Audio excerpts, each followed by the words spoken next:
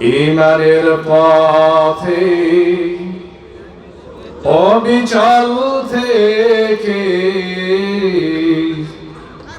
আমার মরণ যেন হয়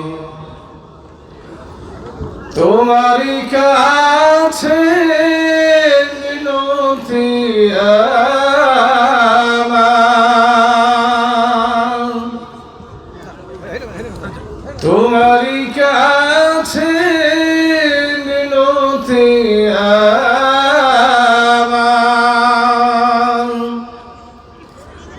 মহামহিম দয়াময়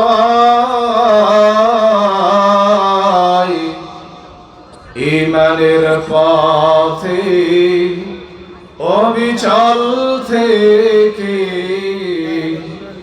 আমার মরণ যেন হয় ঈমানের পথে অবিচল থেকে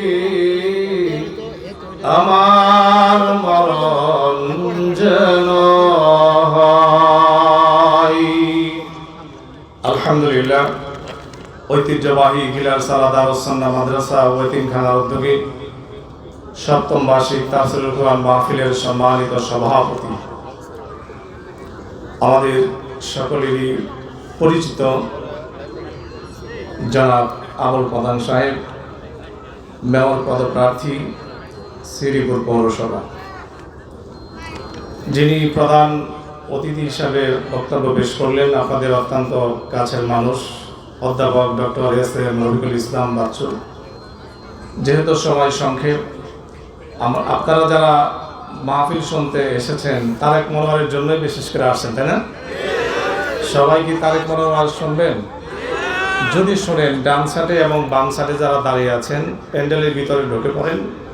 কিছুক্ষণ পরে কিন্তু আর তিল ধরার কোনো জায়গা থাকবে না। মেহেরবানি করে আপনারা একটু ভিতরে প্রবেশ করুন। সম্মানিত সুধী মণ্ডলী, আমরা ইসলামের বিরুদ্ধে কোনো কাজ আমাদের সামনে হোক আমরা কি চাই? এই দেশে দাড়ি টুপি ইসলামের বিরুদ্ধে, কোরআনের বিরুদ্ধে, নবীর বিরুদ্ধে কোনো কথা বললে, কোন নাস্তিক যদি কথা বলে আপনারা কি মেনে নেবেন? জীবন থাক আর না থাক, জীবন চলে যায় আর থাক না কেন, কিন্তু ইসলাম থাকবে। ইসলামের বিপক্ষে কেউ অবস্থান করলে আমরা তাদের বুকের উপর পাড়া দিয়ে তাদের জিহ্বা টেনে ছেড়ে ফেলবো।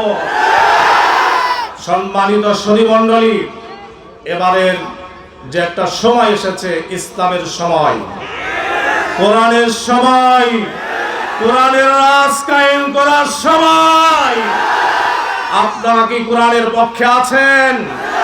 হাত উঁচা করে বলে লিল্লাহি তাকবীর। আল কোরআনের আলো, আল হাদিসের আলো, ইসলাম ছাড়া অন্য কিছু। আমরা ইসলামকে বুকে ধারণ করে মরতে চাই। রাজি আছেন মুসলমান? প্রিয় ভাইয়ের আমার, সময় সংক্ষেপ, এর মধ্যে আমাকে শেষ করতে হবে। আল্লাহ সুবহানাহু ওয়া তাআলা ছোট্ট একটি কোরআনুল কারীমের আয়াতের মাধ্যমে জানিয়ে দিয়েছেন, বান্দা, রব্বানা আতিনা ফিদ দুনিয়া হাসানাতাও ওয়া ফিল আখিরাহ হাসানাতাও ওয়া কিনা আযাবান নার। ঈমানদারদেরকে আল্লাহ পাক ডাক দিয়ে বলেছেন, ইয়া আইয়ুহাল্লাযীনা আমানু, হে ঈমানদাররা, তোমরা আমার কাছে সফলতা চাও। কি সফলতা চাও? রব্বানা আতিনা ফিদ দুনিয়া, হে আমার রব, হে আমার মালিক, তুমি আমাকে দুনিয়ার সফলতা দান করো।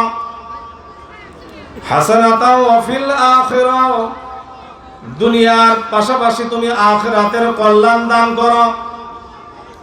হাসানাতাও ওয়া ফিল আখিরাহ, আখিরাতের পাশাপাশি ওয়াকিনা আযাবান নার, হে আল্লাহ তুমি আমাকে জাহান্নামের আগুন থেকে বাঁচাও।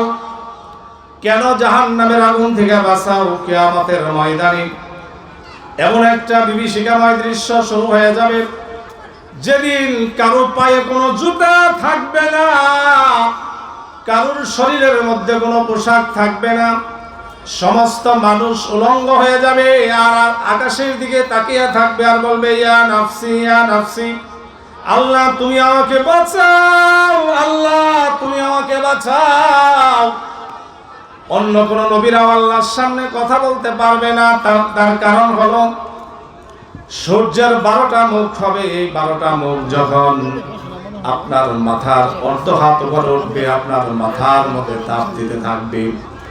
সূর্যের তাপে মানুষের মাথার মগজগুলো গলে গলে কানের ছিদ্র আর নাকের ছিদ্র দিয়ে পড়বে, জিহ্বার নাভিস্থল পর্যন্ত জ্বলিয়া পড়বে। এজন্য ভাইয়েরা আমার, বন্ধুরা আমার, দুনিয়ায় একটা সেজদা যদি কেউ আল্লাহকে দেয়, 7 জমিন 7 আসমানের চেয়ে আল্লাহর কাছে অনেক দামি। কবরে যাইয়া একটা নেকিও করতে পারবেন না, গুনাহও করতে পারবেন না। এই জন্য আমি আপনাদেরকে আহ্বান জানাই, আজকের এই মাহফিল থেকে আমাদের শপথ গ্রহণ করতে হবে, জীবনে আর এক ওয়াক্ত নামাজ কাজা করব না। রাজি আছেন? কোরআনের বিপক্ষে কেউ কথা বললে তার দাঁত ভেঙে দিতে হবে। রাজি আছেন মুসলমান? রাসূলের বিরুদ্ধে যদি কেউ কথা বলে তার সাথে আমাদের কোনো আপোষ নাই, কারণ কোরআন পড়তে হবে, কোরআন বুঝতে হবে। কোরআন যারা পড়বে আল্লাহ রাব্বুল আলামিন তাদের জন্য নাজাত আল্লাহ ঘোষণা করেছে। হাশরের ময়দানে বান্দারা ইয়া নাফসি ইয়া নাফসি বলে যখন কান্না করবে, দুনিয়ার কোনো মানুষ, কোনো নেতা, কোনো এমপি, মন্ত্রী কেউ সেদিন আর কথা বলতে পারবে না। পারবে? সেদিন আমার নবী, আপনার নবী মুহাম্মদুর রাসূলুল্লাহ সাল্লাল্লাহু আলাইহি ওয়াসাল্লাম একমাত্র তিনি কথা বলার পারমিশন পাবে, আর পৃথিবীর কেউ কথা বলতে পারবে না। এই জন্য আমি আপনাদের সকলকে আহ্বান জানাই, কোরআন পড়ুন, কোরআন বুঝুন, কোরআন দিয়া জীবন গড়ুন। আল্লাহ রাব্বুল আলামিন দুনিয়াও আপনাকে শান্তি দিবে, আখিরাতেও আল্লাহ আপনাকে শান্তি দিবে।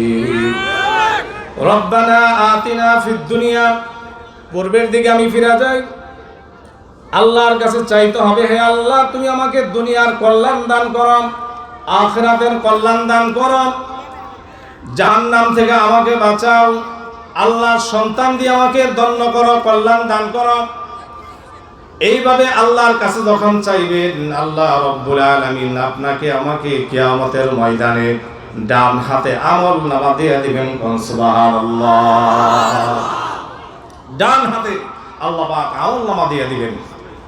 এজন্য ভাইয়েরা আমার, বন্ধুরা আমার, কোরআনের সাথে সম্পর্ক রাখা যাবে? জোরে বলেন। কোরআনের সাথে সম্পর্ক রাখা যাবে, কিন্তু এমন একটা সময় আমাদের দেশে ছিল, যেই সময় ফেসবুকে একটা স্ট্যাটাস দিল, পরের দিন গ্রেফতার করে নেওয়া হয়েছে কি হয় নাই? আলেমদের কথা বলতে দেওয়া হয় নাই? কথা বলেন। ডিএসবি, সিডিএসবি থেকে শুরু করে সকল পর্যায়ের পুলিশ বাহিনী হুজুরদের সাথে অন্যায় জুলুম করেছে। এই জুলুমের অবসান কি ঘটেছে কি ঘটে নাই? জোরে বলেন। আলেম সমাজ যদি ঐক্যবদ্ধ হয়, ইসলামের শত্রুরা আর কোনোদিন ক্ষমতা আসতে পারবে না।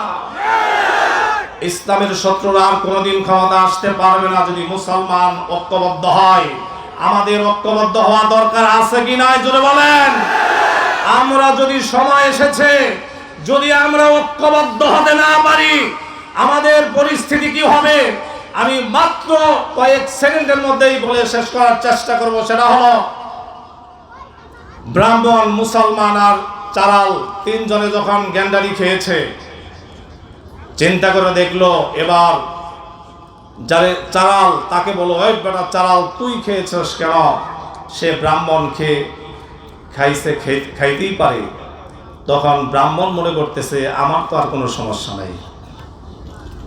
চারালকে ইচ্ছা রকম দোলাই দেওয়ার পর এবার ধরছে ব্রাহ্মণকে, বেটা ব্রাহ্মণ, সে মুসলমান, সে খাইতেই পারে, সে আমার ভাই, তুই ব্রাহ্মণ, তুই খাইলি কেন? মুসলমান তো খুব আত্মহারা। এবার মুসলমান খুব উল্লাস করতেছে, ব্রাহ্মণকে মারার পর ধরছে, বেটা মুসলমান, ও চালাল বোঝে নাই, খেয়েছে, ও ব্রাহ্মণ ভোজনাই খেয়েছে, তুই মুসলমান, তুই কেন খেয়েছস? এবার মুসলমানকে মেরেছে। বলার একটাই হলো, যারা চর্বনাই করেন কোনো সমস্যা নাই, ইসলামের বিরুদ্ধে যারা আচরণ করে তাদের বিরুদ্ধে আপনাদের প্রতিহত করা দরকার আছে না নাই? বিএনপি যারা করেন কোনো সমস্যা নাই, ইসলামের বিরুদ্ধে যদি কেউ বলে আপনাদের প্রতিবাদ করার দরকার আছে না নাই? জামাত ইসলামী যারা করেন কোনো সমস্যা নাই, ইসলামের বিরুদ্ধে যারা কথা বলবে ওলামায়ে কেরাম তাদের প্রতিবাদ করবেই, তাদের প্রতিবাদ ওলামায়ে কেরাম করবেই। সুতরাং আমি গত 2 দিন আগে একটা সংবাদে দেখলাম, যুদ্ধ অপরাধী মামলায় যারা দণ্ডিত হয়েছেন তাদেরকে হ্যান্ডকাপ ছাড়া তাদেরকে জামায় আদরে নেওয়া হয়েছে। তত্ত্বাবধায়ক সরকারকে আমি বলতে চাই, তাদেরকে হ্যান্ডকাপ পরান, মানজাই বেরি পরান, গরুর দড়ি দিয়ে তাকে বেঁধে আপনি আদালতে নেন। সম্মানিত উপস্থিতি, কথা বলার ছিল আরো অনেক, সময়ের স্বল্পতার কারণে আমার শ্রদ্ধেয় বড় ভাই সারা বাংলা আলোড়ন সৃষ্টিকারী মৌলানা হাসিবুল ইসলাম জালকাঠি সাহেব এসেছেন। আমাদের পাশেই আজকের মাহফিলের সম্মানিত সভাপতি রয়েছেন। আপনারা সকলের সাথে সমন্বয় করে কে কোন দল করেন